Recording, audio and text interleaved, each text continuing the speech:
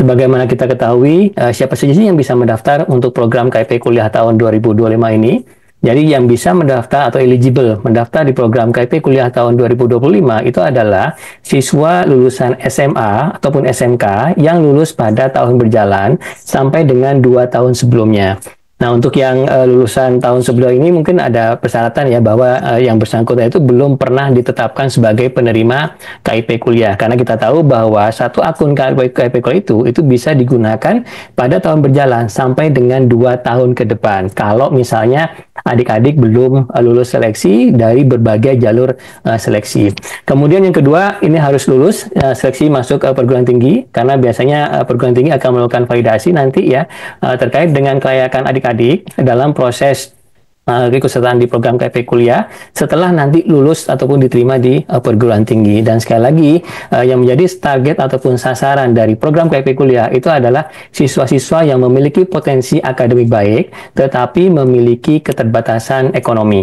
Jadi di sini kita menggunakan beberapa kriteria indikator ya sebagai persyaratan ekonomi. Jadi yang pertama kita lihat dari aspek kepemilikan KIP pendidikan menengah kemarin, kemudian apakah terdata di data terpadu kesejahteraan sosial maupun DTKS, kemudian apakah terdata di data percepatan penghapusan kemiskinan, ataupun merupakan siswa dari panti asuhan ataupun panti sosial di situ.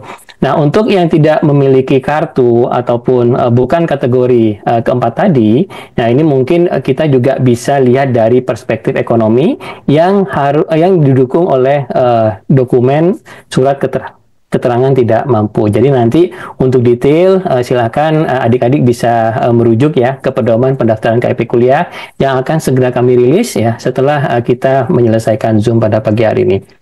Kemudian untuk membantu dalam menjamin ketepatan sasaran, jadi SIM KIP kuliah di sini terintegrasi dengan beberapa sistem terkait.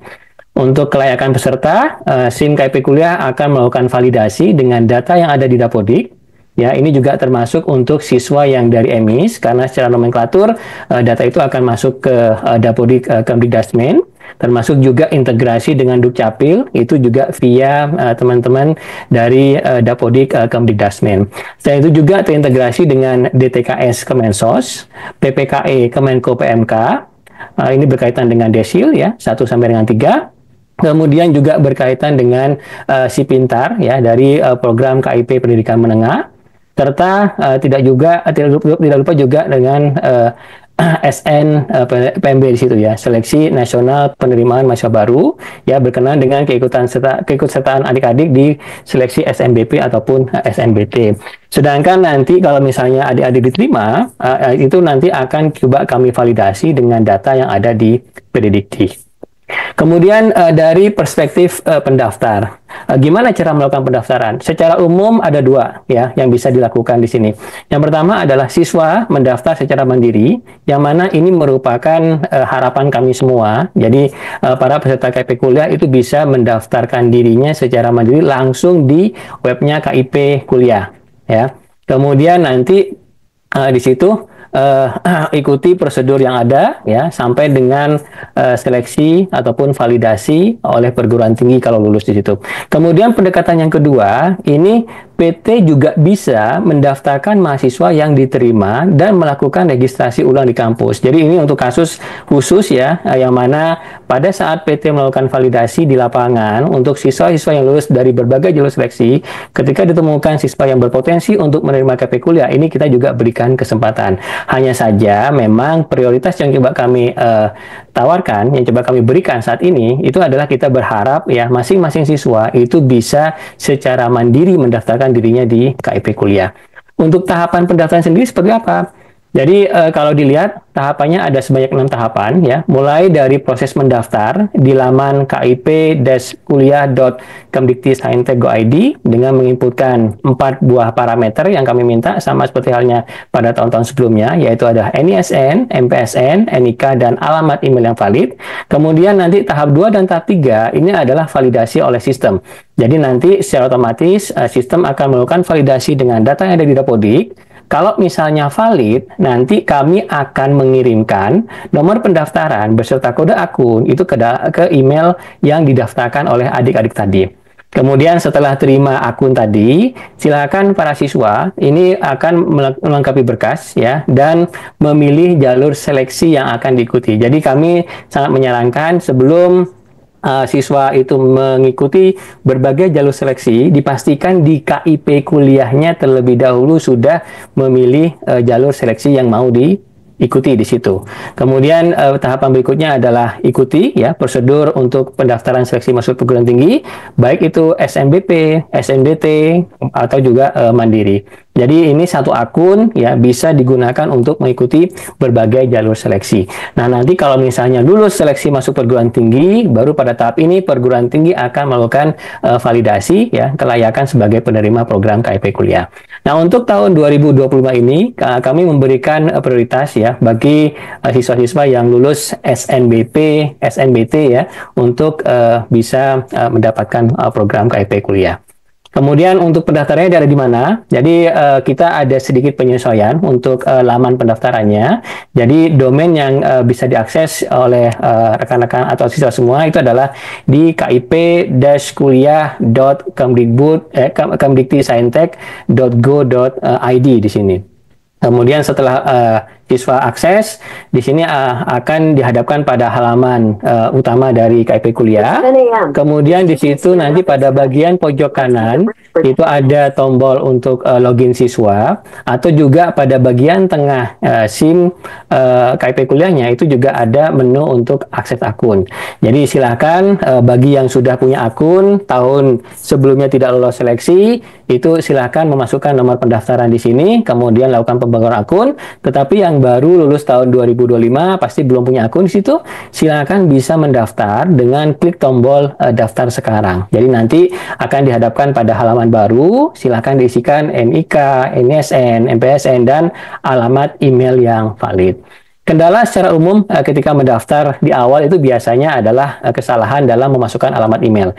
Jadi pada laman sebelumnya di sini ada tombol ya atau menu untuk kirim ulang email sekiranya siswa tidak bisa menerima akun pendaftaran di situ, ataupun ada kesalahan dalam menuliskan alamat email, bisa lakukan klaim akun. Jadi ketika klik kirim ulang email, jadi silakan nanti diisikan NIS-nya berapa, tanggal lahir, dan alamat email yang digunakan pada waktu mendaftar. Atau kalau misalnya ada kesalahan pada email, pertama memang kami akan minta beberapa data ya untuk sekali lagi validasi.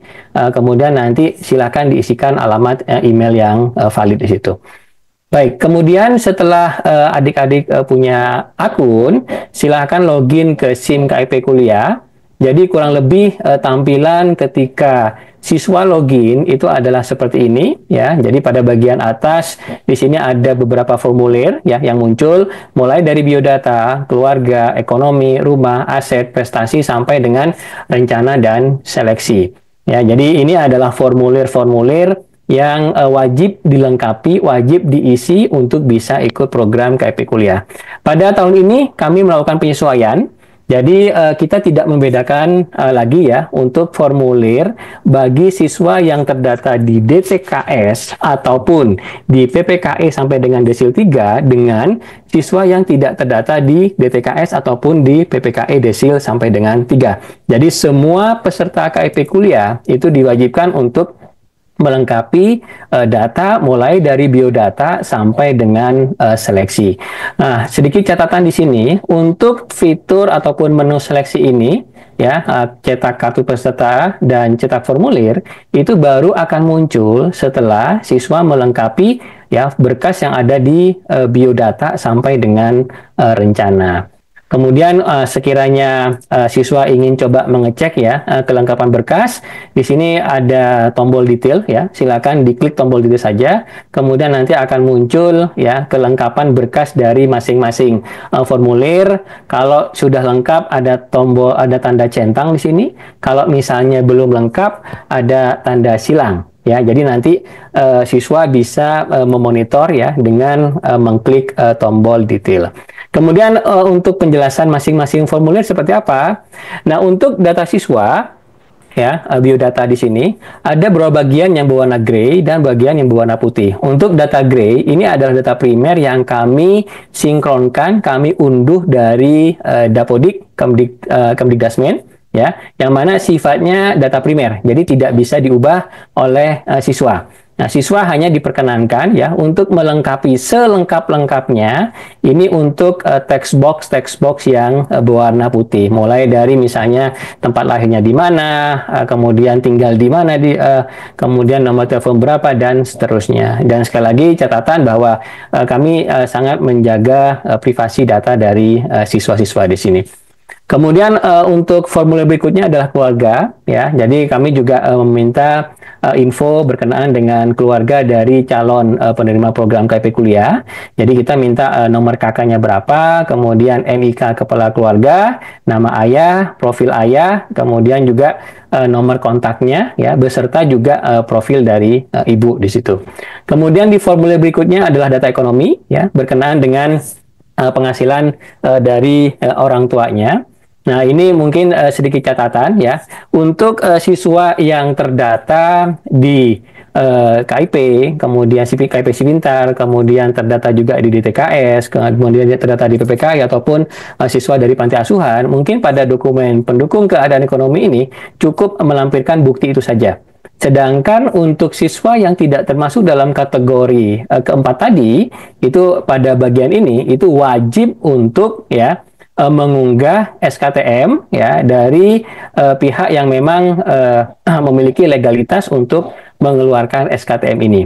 Ya, jadi pada bagian ekonomi kami ya minta data berkaitan dengan ekonomi dari orang tua ya, kemudian mohon ya dokumen pendukung ini bisa dilengkapi sesuai dengan kategori siswa, apakah terdata di Sipintar, Kemdikdasmen di situ ya, apakah terdata di TKS, apakah terdata di PPKE ataupun anak panti asuhan atau panti sosial, itu silakan juga bisa dilengkapi pada bagian ini.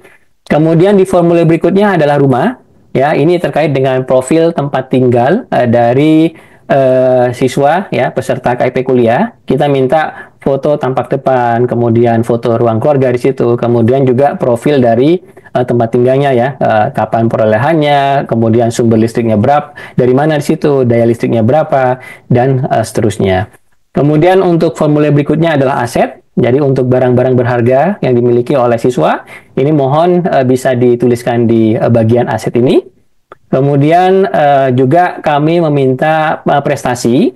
Jadi silakan ya untuk siswa-siswa yang sangat berprestasi, mungkin ada banyak situ, silakan dipilih 3 prestasi prioritas saja. Ya mungkin Anda bisa memilah mana yang sebagai juara, mana yang sebagai finalis. Berarti ya kita prioritaskan yang juara di situ. Kemudian mana yang juaranya di level nasional, mana yang juara di internasional. Mungkin ya kita coba prioritaskan di yang level internasional. Ini juga akan digunakan sebagai bahan pertimbangan bagi perguruan tinggi dalam proses validasi ya kelayakan sebagai penerima program KIP kuliahnya. Dan yang terakhir adalah rencana ya ketika diterima nanti akan tinggal di mana, kemudian ekspektasi pengeluaran hariannya seperti apa. Setelah ketujuh formulir tadi lengkap, baru akan muncul menu untuk seleksi. Ya, jadi menu ini sekali lagi Bapak adik-adik itu baru akan muncul setelah ketujuh formulir sebelumnya itu lengkap. Dan untuk tombol-tombol yang bisa diakses di sini, ini nantinya akan menyesuaikan dengan kalender seleksi nasional. Jadi sebagaimana kita ketahui tadi ya di pemaparan sebelumnya Budi menyampaikan bahwa SNBP itu akan mulai tanggal 4 Februari sampai dengan 18 Februari. Jadi nanti pada hari ini sampai dengan 18 Februari, maka untuk yang tombol seleksi SNBP ini bisa diakses oleh siswa. Jadi silakan yang memang akan mengikuti jalur seleksi SNBP ya, dan juga untuk pembiayanya akan coba menggunakan KIP kuliah, ya itu silakan daftarkan seleksi di sini. Kemudian nanti Pak untuk periode pendaftaran SNBT ya tanggal 11 sampai 27 Maret. Nah, ini tombol ini juga akan aktif ya. Dipastikan memilih ya seleksi ini terlebih dahulu di KIP kuliah sebelum nanti mendaftar di SNPMB di situ. Kemudian mohon maaf kalau misalnya masih gagal juga, ini kita juga berikan kesempatan ya bagi siswa untuk mendaftar jalur seleksi mandiri PTN ataupun mandiri PTS di situ. Nah, sebagai catatan di sini mohon nanti ya ketika siswa akan mengikuti SNBP atau SNBT, itu pilihan PT dan Prodi itu ya harus dipikirkan, harus dipertimbangkan sebaik mungkin. Jadi program KP Kuliah ini hanya bisa membiayai ya untuk perguruan tinggi yang ada di Kemdikti Saintek. Jadi ini tidak berlaku untuk perguruan tinggi yang ada di Kemenang seperti UIN ya dan lain sebagainya situ. Jadi dipastikan ya bahwa untuk pilihan PT-nya yaitu adalah PT-PT di bawah Kemdikti Saintek. Jadi nanti kalau misalnya di SNBT ini akan mengikuti seleksi UIN ya otomatis walaupun eligible sebagai KP kuliah data DTKS itu kemungkinan besar juga akan diminta bayar di situ. Kemudian setelah selesai ya memilih seleksi, nah para siswa akan memperoleh formulir ya kartu peserta ya dan formulir pendaftaran seperti ini. Nah mohon ini bisa disimpan dengan baik karena nanti ketika adik-adik siswa lolos diterima masuk di perguruan tinggi, biasanya pihak perguruan tinggi akan meminta formulir ini ya sebagai validasi atas keikutsertaan. Kemudian perlu dicatat ya pada bagian pojok kanan atas di sini kita menyertakan informasi berkenaan dengan nomor KIP Si Pintar, DTKS ataupun PPKE untuk membantu perguruan tinggi dalam melakukan validasi kelayakan situ. Kemudian untuk pendaftaran kita buka kapan ya? Jadi untuk pendaftaran kita akan buka setelah selesai pembukaan pada hari ini ya sampai dengan 31 Oktober. Jadi kita memang sepanjang tahun untuk proses pembukaan KIP kuliahnya. Hanya saja mungkin yang perlu menjadi perhatian bersama itu berkenaan dengan tanggal buka tutup ya seleksi nasional. Nah itu mohon nanti untuk detail ya bisa mengakses di SNPMB ya ataupun di webnya KIP kuliah. Kemudian beberapa catatan penting ya dari pengalaman-pengalaman sebelumnya. Yang pertama masalah validitas data. Ya, jadi mohon data yang digunakan dalam proses mendaftar tadi NISN, MPSN dan NIK itu memang benar-benar data yang valid ya sesuai data yang tercatat di Dapodik. Kemudian catatan berikutnya adalah gunakan data pribadi ya karena nanti kalau misalnya adik-adik lulus ya diterima sebagai penerima program KP kuliah itu kan ada bantuan biaya hidup. Nah, kami biasanya akan buatkan rekening, kalau NIK-nya nggak valid, rekeningnya nggak bisa dibuat di situ. Kemudian berikutnya adalah email ya, silakan mendaftar dengan menggunakan alamat email pribadi yang aktif karena tadi ya di awal untuk akun kami akan langsung kirimkan ke alamat email yang diinputkan ketika adik-adik mendaftar. Kemudian untuk yang kelas 12 ya, yang saat ini ada di kelas terakhir, ini mohon ya kalau misalnya ada ketidaksesuaian data di Dapodik, tidak bisa daftar, kendala dan lain sebagainya, itu mohon bisa berkoordinasi dengan pihak sekolah untuk terlebih dahulu dilakukan perbaikan data yang ada di Dapodik. Ya, nanti setelah koordinasi dengan pihak sekolah, harapannya data bisa diperbaiki dan bisa lanjut dengan proses pendaftaran. Sedangkan untuk yang sudah lulus ya, angkatan tahun 2024 ataupun 2023, ini siswa bisa melakukan verval mandiri ya di laman pd.data.kemdikbud.go.id/verval lulusan. Nah, ini nanti mohon ya dalam melakukan perbaikan data itu disertakan dokumen pendukung yang valid. Jadi kalau misalnya ada kesalahan di NSN, mohon bisa disertakan ijazahnya di situ. Ya, kalau misalnya ada kesalahan dengan NIK, mohon bisa disertakan dengan foto KTP ataupun KK. Nah, untuk SLE dari teman-teman di Dapodik itu adalah 3 hari kerja. Kemudian mohon dipastikan juga ya PT dan Prodi yang dipilih itu adalah PT dan Prodi yang terakreditasi dan PT di bawah Kemdikti Saintek.